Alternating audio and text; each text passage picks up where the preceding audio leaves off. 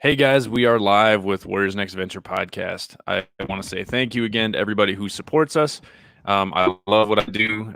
Hopefully soon we'll get a bunch more events going. COVID is still kind of slowing us down. Soon here we have August 14th. We're going to be up at the Gunlick Law Raceway up in Superior, Wisconsin. And we are happy enough to be invited out to be part of the mental health awareness. We are actually going to be getting a portion of the proceeds, which is pretty sweet. So you guys come on up there. It's all the way up in northern Wisconsin over by Duluth Superior. Again, the majority of the proceeds are actually going to go to Warriors Next Adventure. And I get to wave the checkered flag for the start of the race, which is pretty sweet. So today my guest is Bryant Knight. I'm not really going to say too much other than the fact that he rode across the fucking Atlantic Ocean. And that's good enough for me to want to actually talk to him. So this guy's awesome. So I'm going to bring him on. Hey, Brian, thanks for joining us. Hey, thanks. Thanks for having me, Nick. So I put a post out not too long ago seeing if, there's any veterans out there who have like interesting stories or, who have dealt with certain things here and there. And I got a random email saying like, hey, I know a guy that rode across the Atlantic. I was like, book him. Let's talk. Yeah. Tell us a little bit about yourself. Well, my name is Bryant Knight. I'm a veteran. Was in the Army, Army Special Forces, 22 years, and of that 22 years, 15 was in the regiment, Special Forces Regiment. Got out, retired, and started working a regular civilian job, and that's really about it for me. Deployed a couple times overseas, and I got into oil and gas business, so just drilling oil wells all over the country, and that's what I do. So you said you live in Colorado. What part of Colorado do you live in? I live south of Denver in a place called Castle Rock. And okay, my friend Matt lives down there. Yeah, so it's kind of smack dab between Colorado Springs and Denver, Colorado. Oh, okay. I wish I would have known you a couple weeks ago. We were actually just in Colorado Springs, and we did a jiu-jitsu tournament. So not a tournament, but I do what's called a WNA BJJ, and we get veterans to come together at jiu-jitsu gyms across the country to try to get veterans training jiu-jitsu. And then we climbed the Mantua incline, and then we went up and trained at Morningstar Jiu-Jitsu in Denver, and then we went out and we climbed Mount Elbert. Nice. That's a good couple of days. Yeah. Yeah, it was fun. I had my first. It's called the WNA Top 50. We're climbing the highest mountain peak in all 50 states. And when we did the one out in New York, I did not plan that very well. So we all just drove out there, and we ended up sleeping in a fucking pickup truck, which sucked because we couldn't get any rooms because the Ironman contest was going on. Oh, so, yeah. I'm not above that. It's not a big deal. But I felt bad making other veterans have to sleep in a fucking pickup truck, Yeah. So I did it a little different this time. Made sure we have a few more days. Yeah. Yeah. Veterans are pretty resilient about that kind of stuff. Like they get it sometimes. Yeah. Everybody's pretty chill. Like, we had an Airbnb in Colorado Springs, and initially we were supposed to have like 3 or 4 people. We ended up having like 8 people crammed into like a 4-person Airbnb. So we had people sleeping in cars. We had people sleeping in air mattresses and stuff. I was like, God damn it. Yeah. Lessons learned. Yeah. Still fun. You're still getting veterans out there, which is what it's all about anyway, right? Oh man, the camaraderie aspect alone is amazing. None of these guys knew each other. We all met from across the country, and we all just met up together at an Airbnb. And there's just a bunch of dudes there that you don't know, and it's like, hey man, what's up? It's like we've been friends for years. I love the way that works. Yeah, it's pretty awesome. Hey, so explain how you got into rowing. For those who didn't hear before, Bryant rowed a fucking boat across the Atlantic Ocean. So what kind of boat was it? Was it like a smaller one? Was it like a bunch of people in it, or? So, all right. I guess I need to start at the beginning. For Fight or Die, and the name of our team is Fight or Die, and oars spelt like a boat oar. So there's a pun on the team name. And it's a 4-man veteran, all veteran team. And the idea was started well before we actually formed as a team. So there were 4 Army guys, 4 Army veterans that started Fight or Die, and I was one of them. And it was myself, Bo Meyer, Alex Evans, and Chris Kuntz. And all of us were Army guys. All of us were, paratroopers or SF guys of some sort. It was 2 SF guys and 2 guys from the 82nd Airborne. Gotcha. And the idea actually came from Alex Evans, who was our skipper at the time. And Alex was an 82nd guy who was in Iraq, his last deployment, and they was co-located with some Brits that had been talking about ocean rowing, and that put the idea in his head, and he's had it ever since. And so we wanted to when the idea came for Fight or Die, it came about as it was after a funeral. It was after one of our veterans had taken their life and ended their personal battle. And we just decided that running a 5K or, running a 10K fundraiser just wasn't going to do it. And so we decided to do something pretty extreme, and we formed, an ocean rowing team. That's not pretty extreme. It was 4 guys. That's insane. Yeah. Well, it was 4 guys who didn't know anything about anything when it came to ocean rowing or the ocean. I mean, we're talking about 4 Army grunts putting them out at sea. You'd think that'd be like, a Navy person would come up with an idea like that, but I know, right? No, it was just 4 knuckle draggers that really wanted to do something kind of crazy. But there's a race that we got into called the Talisker Whiskey Atlantic Challenge. It's the race is an ocean rowing race. It's been going on since the mid-90s. The Talisker is predominantly a European race, mostly from the UK. When we raced, there were 14 countries that 14 teams.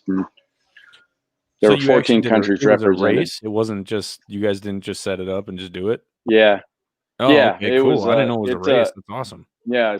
So we're an American team that races in the Talisker Whiskey every year. Okay. And so we were, my team did it the first time. We're the first all veteran team to ever do it. Yeah. And then, that was forming a team, forming a nonprofit, which we didn't know anything about. Going through the rigors of doing that, raising money to buy the boat, raising money for the equipment, raising money to train the team and get the boat and the team and equipment over to the start of the race, which is in the Canary Islands, which is, it's like 200 miles off the west coast of Morocco. Okay. It's a Spanish colony, the Canaries. And that's where the race starts. And so that happens every December. What was the training like? Well, so we didn't know how to train for an ocean row. We didn't know how to do anything other than do push-ups and I'm still laughing at the fact that a bunch of Army grunts decided to row a fucking boat across the ocean with no training. Yeah, that's insane. Yeah, it was something else. But we had there was some there's less than 1,000 people that have ever rowed an ocean. That's pretty significant when you compare to people that have ever climbed, any of the high peaks in Nepal, or because that's like 1,000 people a year that do that. So up until recently, more people had been flown out to space than ever rowed a boat across the ocean. That's so crazy. And now we're getting to the point to where the sport is starting to pick up, and people are getting more interested in it. And we just want to encourage. Our goal is just to encourage veterans to, get off their butts and do something exciting, and to keep, the the mission doesn't end and your life doesn't end, after service. And, you got to just get out and do stuff. And so for us, that's rowing across an ocean is just a good representation of doing that. Yeah. And I mean, something we're absolutely, proud man. of. That's something that's just, again, like I've said it a million times, that's insane. But no, it's, how do you feel after that? Because like, I've done a lot of things that I feel like were absolutely like just unbelievable, right? And then when you get done, you're just like, well, fuck, what do I do now?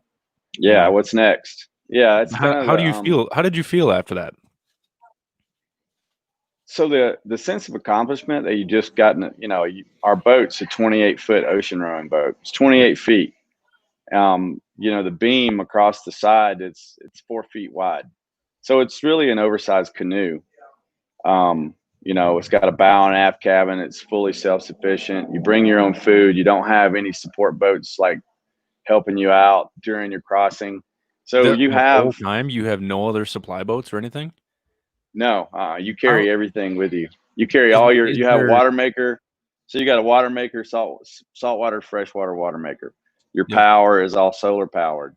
You store all your food. So one of our supporters and our sponsors is Backpackers Pantry out of Boulder, Colorado, and they supply our food. So, you're burning 10,000 calories per day. Your rotation out at sea, it's 2 hours on, 2 hours off, or 3 hours on, 3 hours so it's off. just two guys rowing at the same time and then two guys taking a break? Yeah. Okay. Yep. Yeah. And then that's nonstop from the time you start to the time that you finish the race. Oh my God. And so for our race, it took us 54 days, 9 hours, and 3 minutes to cross the ocean.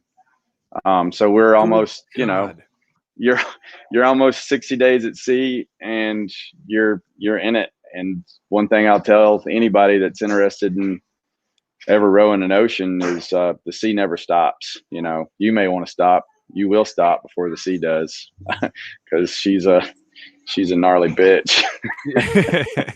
Did you guys get some like crazy waves? That's a dumb question. What were the crazy waves like? Because I'm assuming you probably went through some of that stuff. Yeah, we had plenty. We saw the sea state change, daily. Routinely, you get into 30-foot rollers out at sea. The ocean just kind of rolls. You just roll with the current, and that's where the race is always in mid-December. Start date is in mid-December. That's post-hurricane season. The Atlantic is normally that's the calm season for the Atlantic Ocean, especially north of the equator. 30-foot waves in the calm season? Yeah, well, we got higher waves than that, but that's fucking terrifying. That's kind of a routine, and it's terrifying at first, and it was terrifying for us because, our training, the lead up to the training is almost as comical as the idea of 4 guys getting in a boat and rowing across the ocean. But, we were required to have, the race required us to have 108 hours of ocean rowing training. And we had just got our boat. We had 3 weeks to train, and then we were shipping the boat off. So you had 3 weeks to do like 100 hours of training? Yeah. So we never did that. We lied about it. We only had like 20 hours, and we lied about it. And of course, I can't tell teams that anymore. This podcast is going to give it away, but so we didn't have a lot of training. We weren't as prepared as we should have been. So you guys never rowed in the ocean. You only had 20 fucking hours of training, and it's 2 guys rowing, and then you have fucking breaks here and there for 59 days. You crazy fucks. You rowed across the ocean with almost no training. That is crazy. Yeah, if you were to look at your risk analysis prior to a mission, it was probably like mission would have been canceled. Probably. Yeah. Oh man, that's insane. That's so cool. So what was it like, actually, taking your breaks? Was it like, what did you do? Did you just try to sleep as much as you could, or did you guys row 24/7? 24/7 nonstop. Oh man. I mean, you got to, because it's a team. This is a team event, because you're Yeah. 4 men, crossing an ocean. You have to work as a team, and there's a lot of aspects to rowing across an ocean that you got to be somewhat knowledgeable of the sea. You got to utilize your navigational skills. You need to understand the electronics on the boat, the power systems on the boat. You need to understand the water purification system. You got to understand what your teammates are doing. I mean, if they're in a bad way, if they're locked up and they need to sit one out and hydrate for a while, you got to let them do that. So is there like Because some sort of cover you guys can get underneath? no, So once you're it out was on the just an boat, open boat? yeah, it was open boat. We have a bow cabin and an aft cabin, and you can look us up, at usvetrow.org, and see what our boat looks like. I'm The gonna name put of that our up on the boat, banner here for a second. You said US Vets Row? usvetrow.org. And then Got it. Oh, that's it with the dude, the A10 Warthog. That's fucking great. yeah, we wanted to, when we designed our boat, we wanted to give it a, kind of represent all of the colors of the service of, Yeah. so we got battleship gray, which later on, battleship gray is a camouflage color for the Navy, so Yeah. maybe camouflaging our boat wasn't a good idea, but we did it anyway. And then we put the A-10 Warthog to represent the Air Force. The red lettering is, that's Marine Corps red color. So Yeah.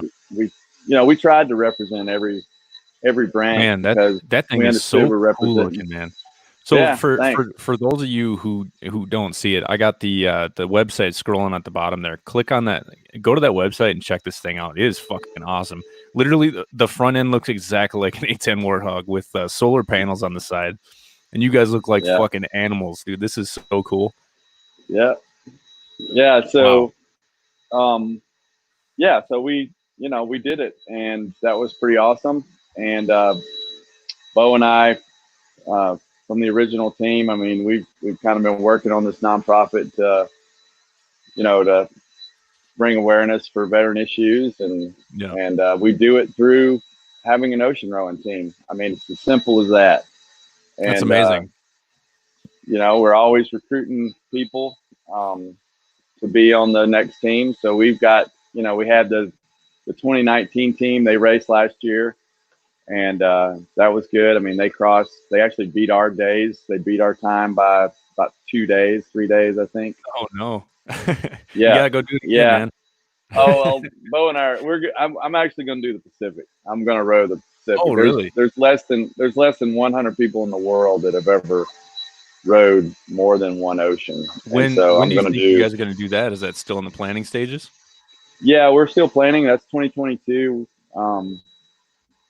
That's We're going to do San Diego to Honolulu, so that's about 2,700 miles. So Okay. it's not the 100. It's not the whole Pacific Ocean, but we're going to do about half of it, and that's Okay. fine. Well, yeah, we got to keep in touch, man, because I'll do what I can to Yeah, help support you guys, and if I can yeah, toss some funding your way too to help you out, I'm down. I think that's yeah. pretty Appreciate cool. it. Because one of the biggest things that I'm all about is, one of my slogans is explore everything, right? It's Yeah, because so many veterans get to that point of like suicide and depression and PTSD, and they just give up.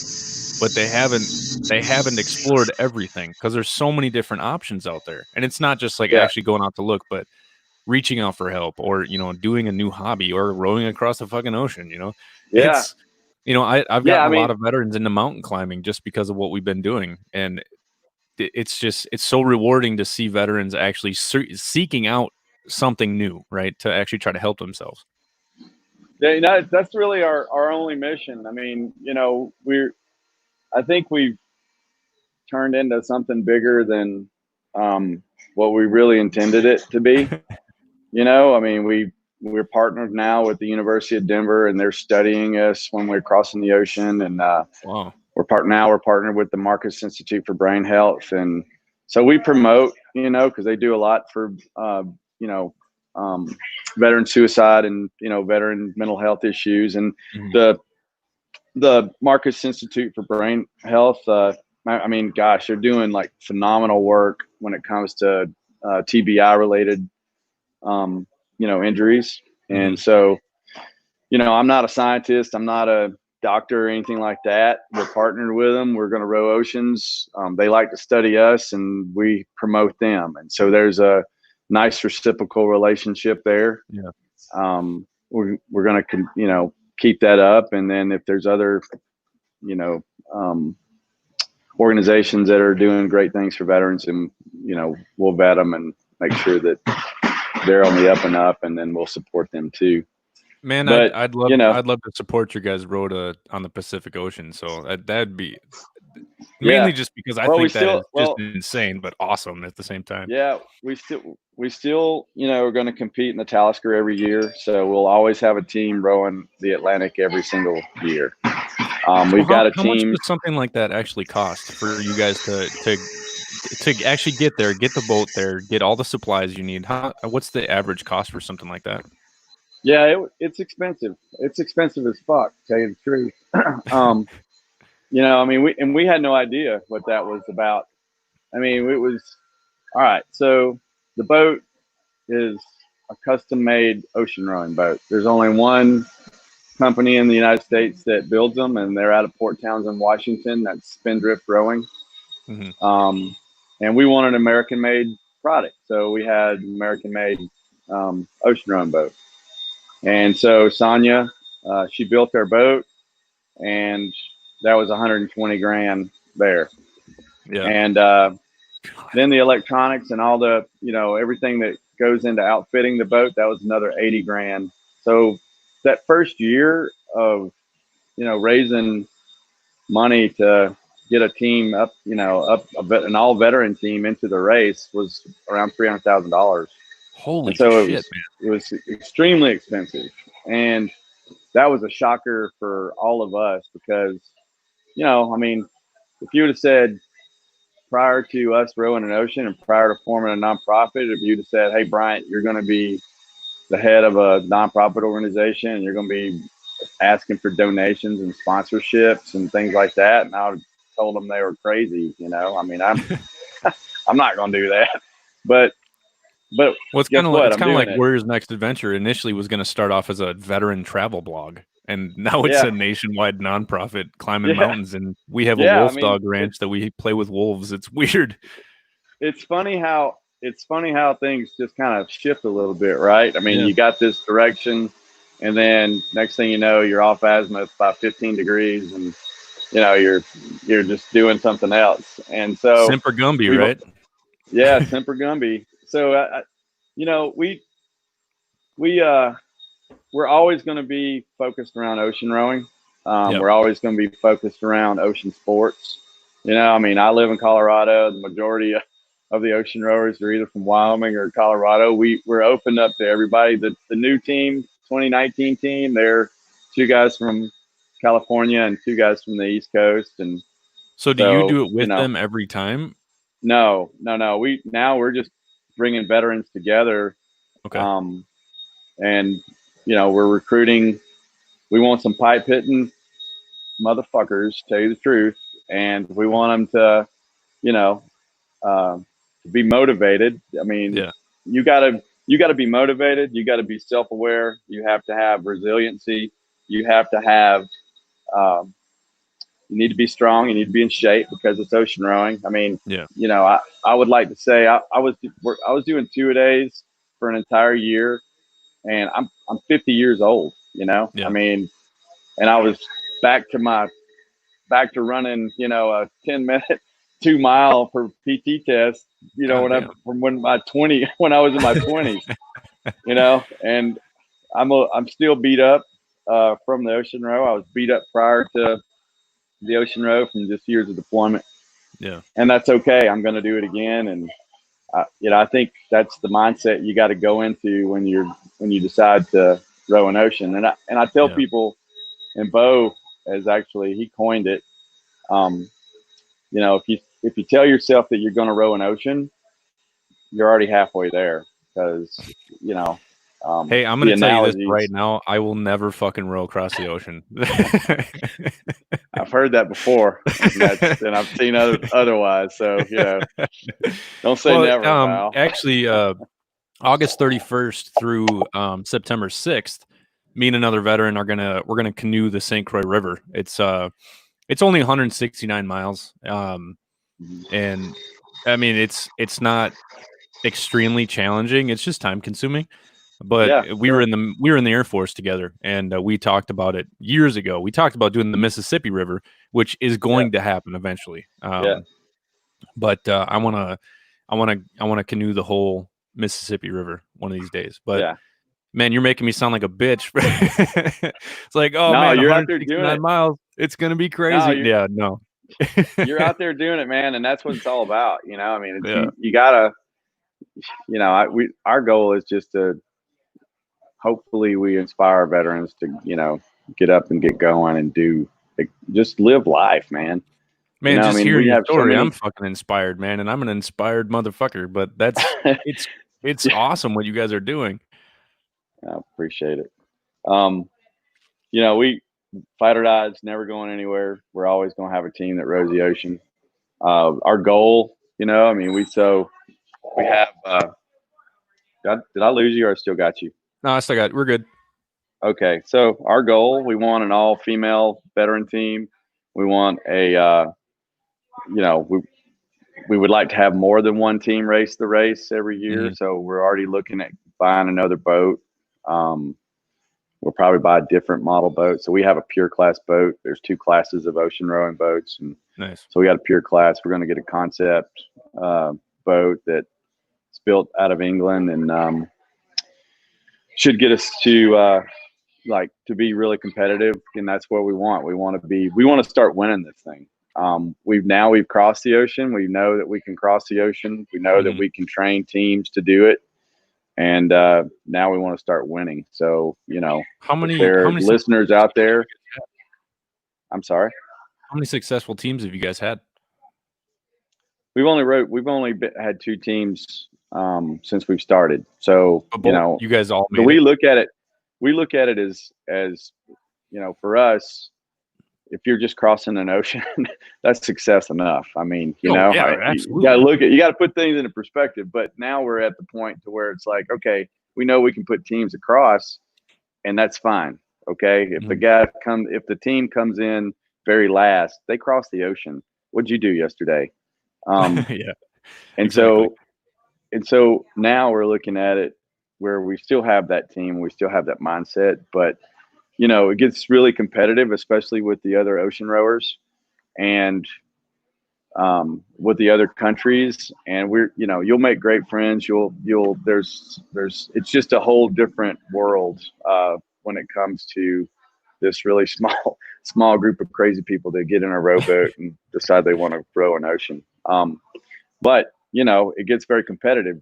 A lot of the British military veteran teams have been out there, and there's always a competitive spirit. So now this past year's race, we had British military teams that we raced against. There were Danish military teams that we raced against.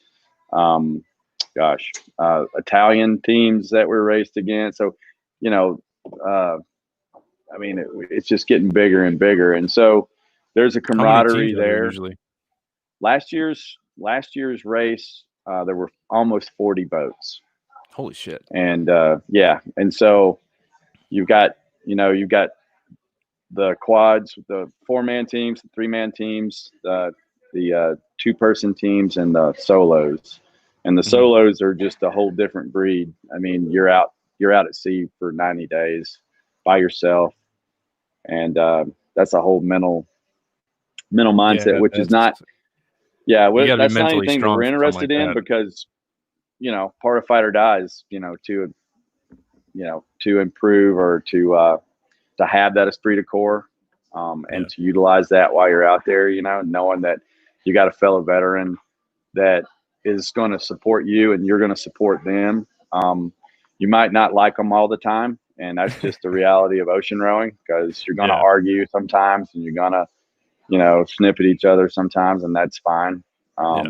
we realized that, we spent a whole year with prepping the teams with nothing but performance enhancing therapies. That partnership that we have with the University of Denver, that's, one of the things that they do. So we get DU psychological students joined in with the team and very early on, and then they start, start working with the team. Do they actually try to mind really fuck good. these guys and try to get them to argue, or it just put them in situations where it might cause some issues? Well, our train up. So the train up is in Mobile, Alabama. Starts in Mobile Bay. So it's kind of calm, easy water for an ocean rower. And then we get them out to the Gulf of Mexico. And then then we get them to the ocean, see what, get them a taste of what ocean life is like. Okay. And so, but we do it in August. And if you've ever been down the Gulf Coast and at the end of August, then you'll know that it's really hot and it's really, uncomfortable, and it's, 99% humidity and it's 100 degrees weather, and you're out in the boat and the sun's just beating on you. And we do that by design. We're not trying to, kill anybody by any means. But we want to create a stress, for that team, and we want to be able to evaluate them. Because at the end of the day, if you're not ready to cross an ocean, then I'm not going to send you across. You're just not going to row. And, we do that early, and we do it by design, and hopefully, we got the right mindset for the team going into the race. And, it's, that's been a growth spot for us on how we build our teams. And we're still in that growth spot. We're still learning, and I think that's just a part of it. So what would you say is your hardest challenge during the row? I think the first week out at sea, the first 10 days out at sea, your body's getting used to, you can train all you want, but it's still not the same. I mean, you can train on a concept 2 rower, and it's not like rowing an ocean. I mean, you're behind the oars, and you can be, it can be 3 o'clock in the morning, and you can be on the oars, and you can be, take broadside waves. And then your port side oar will never even touch the water, because just the way the stroke and the waves are hitting the boat. And that's frustrating. And if you're not prepared for that, you're not prepared for those things, then it can be very frustrating. I bet. And then there's the currents and understanding, the currents. And if you start getting pushed one way and you need to go another way, you're just fighting those waves, and you're fighting that current, and that's a part of the race. You're going to do that. But it's frustrating. And so I would say those are probably some of the most frustrating times, I guess, because really it's just, you're going to hurt. It's going to be painful at first. You get used to it. Your body starts to acclimate to what's going on. The lack of sleep, you start acclimating to that. There's no way to train for it. You just got to do it. But after, so many days of 2 hours on, 2 hours off, and then it's just normal. Yeah. What's it like at night? I bet the stars are gorgeous. Well, so I'm talking about all the bad stuff about ocean rowing. I need to talk about all the good stuff. So hopefully some of your listeners will want to volunteer, be on the team one day. But so you'll never have sunrises and sunsets like you do out in the middle of the ocean. Oh, I can. And you'll never have a starlight. You'll never see it like that. I live 45 minutes from the deep Rockies, and that's great. That's great starlight, but it's not like being out in the ocean. I mean, you can see everything. You can see every star. You see meteor showers when you didn't know that there were meteor showers. I mean, it's just really cool. And then on That's a full awesome. moon out in the middle of the ocean, when the sea is calm, it's just just a meditative state almost. So there's a lot of really cool things that's going on out there. The sea life, you get a lot of marine life that come up next to you, and you get to, Like dolphins we and stuff? swam, we swam with the dolphins, we swam with Wow. whales. It's kind of surreal when you're literally in the middle of the Atlantic Ocean in a rowboat, and you make the decision that you're going to go swim with a whale, a fish that's bigger than your crazy. boat. Do you guys have videos and stuff like this on your website? There's stuff on. You can go on YouTube. You can go on to our Facebook page. There's like a bunch of stuff that's out there, I think. Wow, that's awesome. I can only imagine not only being in the middle of the ocean, but just having a whale come up and swim up next to you. That's got to be That's got to be life changing. It really is. I mean, it's we had a female and her calf stay with us for about 9 days straight, and I don't know what it was about why she was attracted to us, but she just wanted to hang out with us. And it was kind of neat knowing that we had this big animal, this beautiful animal, that was just hanging out with us. And we finally got used to, like, when she blow air out of her blowhole, you'd hear this big, and it was kind of like calming. If we didn't hear it for a while, we'd ask each other, like, "Hey, have you heard?" We gave her a name, it's like, and so that stuff will happen. And then the dolphins came. I'd say there was a school of maybe 200 bottlenose dolphins that came up on us. That's amazing. And just did an incredible show, just jumping and flipping around us. And that was just, we were all jumping. Everybody was in the water. So that was a lot of fun. So did you guys often take breaks and jump in the water and swim for a little bit, or? We really, no. We didn't. I mean, we had a race mentality, and good. we did take time. So we got caught in the doldrums in what? The doldrums. So it's what is that? The doldrums it's when the sea state is extremely calm. The ocean is glass almost. I mean, wow. You can water ski on it. There's no wind. There's no wind. There's no current, and you just sit there. So it's hard to row in those situations. You would think it'd be really easy, but you'd think it would be. You got an undercurrent. You got an undercurrent that's there, and it's pushing you. So we were actually getting, during the doldrums, we had to get put on sea anchor, and we sat there for a couple of days, just getting our suntan on and eating food, and but you got to look at it like, okay, well, that's food that we could be using 200 miles in front of us.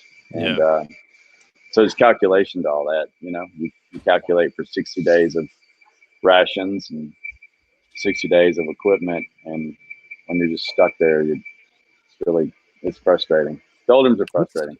What's the mentality like while you're out there? Like, what are some of the things going through your head? Like, why the fuck am I doing this? Or like, what are some of the things that were going through your mind? Yeah, I'd say you get everything. You become hypersensitive to what's going on around you. Mm-hmm. I think, my fellow ocean rowers might think differently, but I think it's extreme high adventure at first. That first 10 days, you're like, I can't believe I'm doing this. This is insane. Yeah. And then it gets into, okay, that one time, and anybody that's ever rowed the ocean will understand this, but that one time when you're awakened in the middle of the night and it's your shift to row, and you're like, shit, I got to get out there and row. Yeah. And that's so there's like this mindset of, everything's super exciting, everything's just amazing, everything is wow, I can't believe it, we're finally out here racing this race, we're finally out here in the ocean. And then it's, oh, well, here we are again. We got to do this again. And then we got to do it 2 hours, another 2 hours and another 2 hours. And so you go through a whole myriad of thoughts. But I think you have I know for us, and I know for the other team, because we've talked about it, there's a lot of time to reflect. And there's a lot of time to kind of just understand or figure out yourself. Because you have plenty of opportunity to do so, and it'd be a waste of time if you didn't have that opportunity. Well, with everyday life, everybody's so stuck in like social media and like doing all this other shit when none of that stuff is there. It's just you in the ocean and your boys. Yeah. That's how I feel when I'm climbing mountains or I'm off in the woods or Yeah. one of the main things that Warriors Next Adventure does is like we're recreational therapy, right? So pretty much anything having to do with not sitting on a counselor's chair talking to somebody, right? Yeah. So or being administered some bullshit drug. Yeah, I mean, I totally get fuck that. Shit. I try not to speak out against that stuff because again, I'm not a doctor or anything like that. But I've noticed that the only thing that has truly healed me and got me to the point where I'm actually happy is recreational therapy mixed with jujitsu, rock climbing, mountain climbing, just doing something. And I like to do extreme things. Maybe it's like the whole Russia thing because I was a 50 cal gunner overseas in Iraq and Afghanistan on convoys and stuff. So I need rush every once in a while. If you don't have that rush, you feel what's the word I'm looking for? Not worthless, but you feel like that lack of excitement in your life just drains you. So I need some sort of adventure, right? So I got a guy who actually works up at a stockyard. And he's a bull rider, and I've been putting off calling this guy because I'm terrified because he's going to make me ride a bull. And so I actually get to try bull riding, which is pretty terrifying. But one thing that I tell people all the time is try something at least once a year that scares the shit out of you because you're going to feel alive. Yeah, I mean, ocean rowing is it's an extreme sport, and it takes a lot of preparation. I mean, it's almost like you got to look at it as it's almost like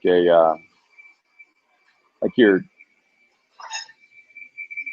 going on an adventure. I mean, it's like Bilbo Baggins at the beginning of that movie. Running on. I'm going on an adventure. Yeah. I mean, it's true, but you're going on an adventure, and it is an expedition, so you have to plan for an expedition. You have to, I mean, there's a lot of deep cycle planning, and we get, what's great for a military team, because everybody in the military understands that, okay, you got to plan if you're going to execute a mission, right? And we treat it like that. We plan, we go through, a lot of the pro words that we use in our planning cycle are pro words that everybody that's ever been and worn the uniform, they understand. So they understand, okay, we got a logistics guy, you got a skipper, you got a logistics guy, you got an engineer, and you got a health and safety or health and welfare crewmate. And just delegating everything down to everybody. Yeah, we delegate okay, so we understand by looking at your team that, you're the leader of the team and you're going to be the skipper. Now we've got teams that are coming in and they come to us as a team and they're like, okay, hey, I'm the skipper. This is my team. And we're like, okay, well, now we're at the point where we'll be the judge of that. And I'm glad you guys are interested in rowing the ocean, but do you guys decide who the skipper is going to be? We haven't, so that's one of those growth things that we're in right now. Yeah. We've got two teams that are scheduled for 21 and 22. We had to cancel the 2020 race just because of the COVID. Why would you cancel that because of COVID? What more social distancing can you get than out in the middle of the fucking ocean? Well, so yeah, right. So there's that. But I mean, no, the country right now, I mean, nobody's raising money for causes. It's Yeah, really hard to get we've been hit really hard with donations. donations. I think a lot of the nonprofits have, and I don't know. I think there's a lot of people out there that, a lot of families that are hurting, a lot of just Yeah, regular people that are hurting. I've We kind of pushed decided as aside a an lot of. organization that we were not going to, do a lot of fundraising, even though we're doing a Yeah, challenge from the 1st to the 9th of August. I mean, but it's a virtual challenge. It's like yeah, anybody can do it. that's true. But it's so we got 2020 canceled. We got 2021's team. I mean, they're getting ready, and we got 22's team, which is an all Navy team. Or all Nice. Naval Academy graduates. Is They're it going going to to race be in 20. paint the boat like in a rainbow color for them? Hey, I love the camaraderie. I love the joking that goes on with all the veterans because, I mean, I do it, but I try to stay above it, because Come I don't want on. to. Yeah, I know, I get it. The funny thing is when I take Hey, you guys look, I on. was paratrooper, so Yeah, okay. you weren't jumping out of airplanes, and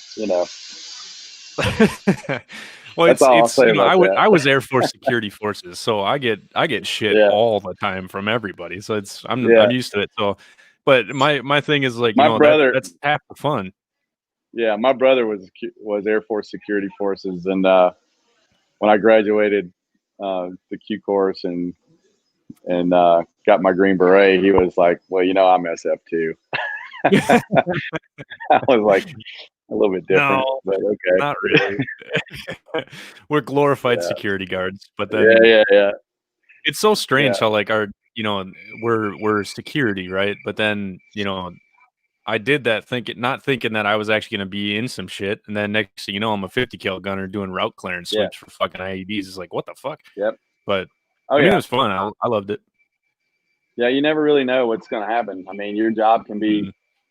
be anything, and then next thing you know, you're caught up in it. There's a lot of stories from both Afghanistan and Iraq that it's kind of routine. Yeah. Was a normal thing, and Well, I mean, the only thing that's that's consistent in the military is change. So, I mean, you just got to get used to it. yeah, yeah, yeah. So anyway, I mean, we're going to carry on. I mean, we got teams lined up. Like I said, we're looking for. We want another boat, and we want to be able to put two teams in the same race. We are gonna, myself and Bo and two other veterans are gonna. We haven't figured out who those veterans are yet, but we're gonna row the Pacific from California to Hawaii, Nice. and at the same time we'll have a team racing in 22 for the Nice. Talisker, and that's going to be a busy year for us. It's going to be a fun year. I'm looking forward to it. I think Yeah. that there's a lot of opportunity to grow for us that year, and then we get the second boat. Then that'll be two teams every year for the Talisker, and then if Nice. there's another team that wants to row the Pacific, I think the first thing we're going to say is you got to be a Talisker. You got to race Talisker before you race another ocean with fight or die. Talisker is well organized race. They have sport boats out there. There's it's just a really good, well-known organization. The Talisker Whiskey Atlantic Challenge. It's run through I'm Atlantic assuming campaigns. they track you guys on GPS and everything, just so they know where you're at Yeah, all times. you're given so you have satellite tracking on you're required to have it through the AIS system, Okay. and your GPS, but you have a GPS that they're giving to you and you're tracked. So there's an app called what's that app called?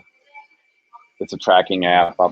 I can send you the information on it, but basically, it's YB Races. So YB Races is a Okay. nautical tracking race app, and so anytime if there's a sailing race or in our case, an ocean rowing race, any kind of transcontinental or ocean crossing, slap these GPSs on them, and they're able to track, and you're able to track it through the app. So, Okay. you know, if there were speedboats, you know, you'd sit there and go, okay, they went here, and you could actually see the track.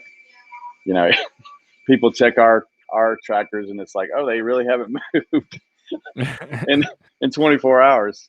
Yeah. But you know, it's part of it.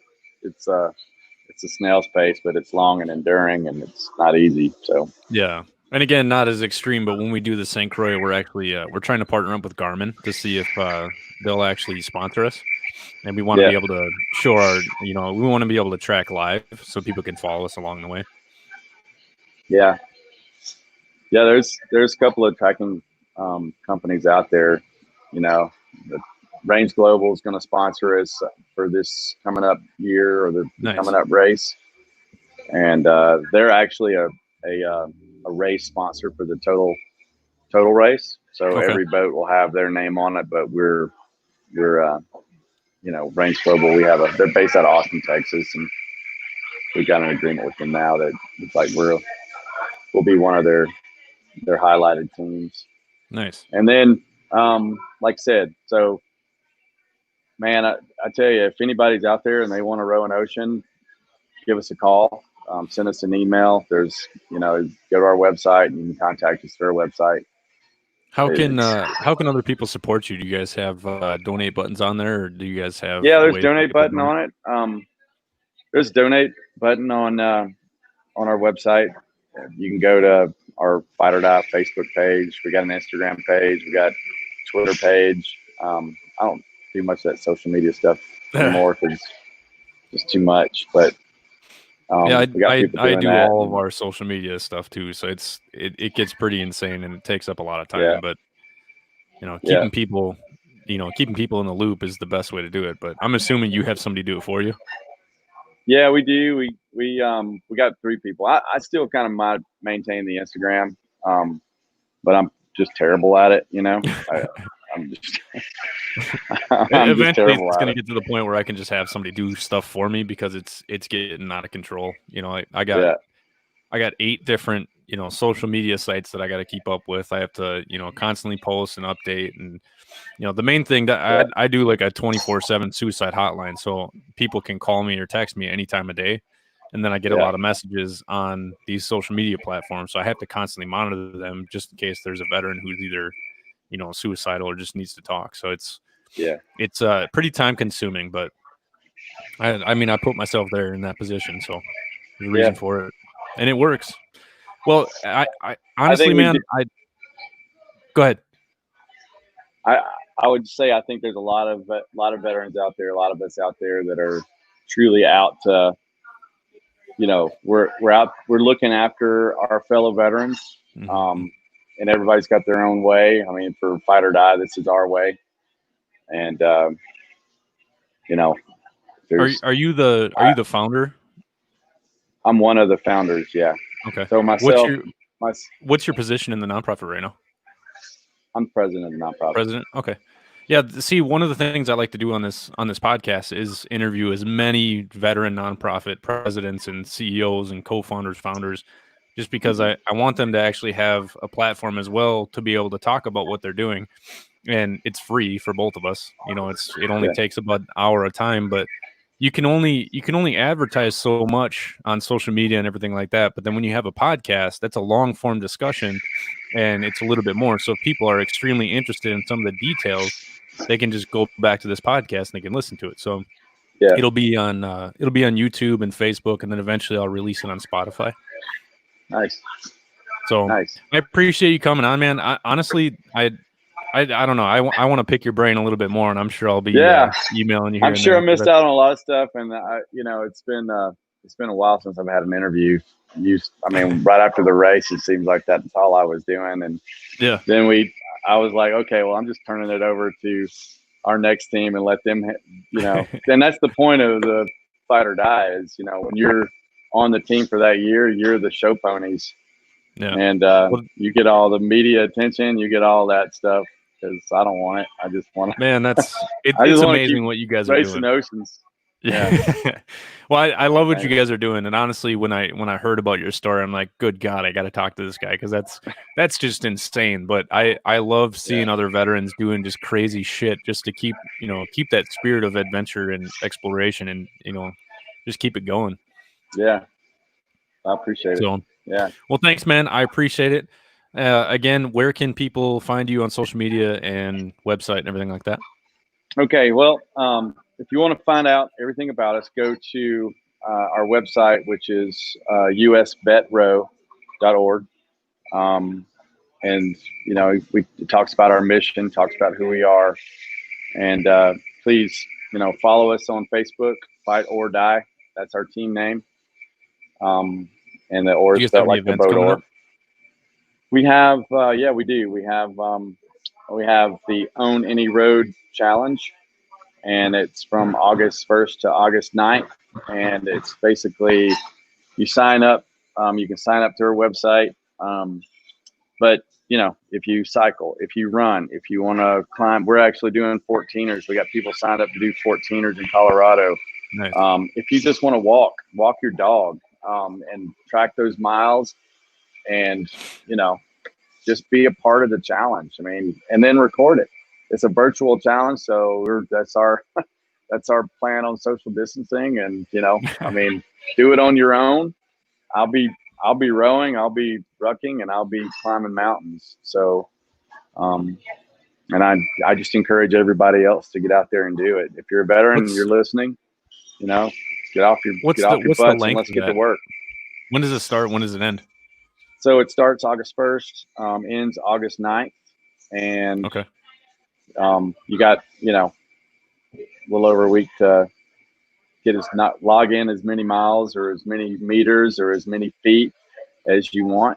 And you can go to pledge it. There's also, if you want to form a team and get a group of people in, build your team, you can go through pledge it, own any challenge. It's the Fight or Die Own Any Challenge. And yeah, you can.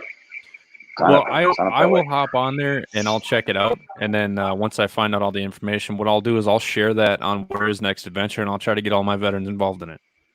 Cool. Thank you very much. I appreciate it. Yeah, no problem. Well, hey, Bryant, thank you so much for talking, and you're a fucking badass, dude. I can't wait to talk to you again. Hopefully we can meet up next time in Colorado. Yeah, I'd love to, man. Give me a shout, and then we'll hook up. And hey, come out and see the boat. Next time we're in training, come out. Where do you guys get on the boat? So it's in Colorado right now. That's, it's kind of right now. That's where the headquarters is. We train along the Gulf Coast, but with the teams on the East Coast and teams on the West Coast, it's a logistical thing that we do. Yeah. We haven't even figured that out yet, but eventually the name of our boat is the Whoopie. So anybody that's ever had a anybody's ever had a Whoopie, you know what that is. And so I would just, if you want to get in the boat, come on out, check it out. Definitely. We'll set something up for sure. We got a couple vets and I that are kind of working on kind of like a veteran summit, trying to get a bunch of veterans together. Kind of like a networking summit, but have a bunch of speakers and everything like that. So I don't know when that's going to happen. I don't know how it's going to happen, but just like I figured out this nonprofit, I'm going to figure out how to do that. So yeah, I will notify you of that, because I think we might do it in Colorado Springs. So come on. Yeah, that'd be great. It'd be awesome. All right, man. We'll talk soon. Thank you. Yeah. Thanks a lot. All right. Bye.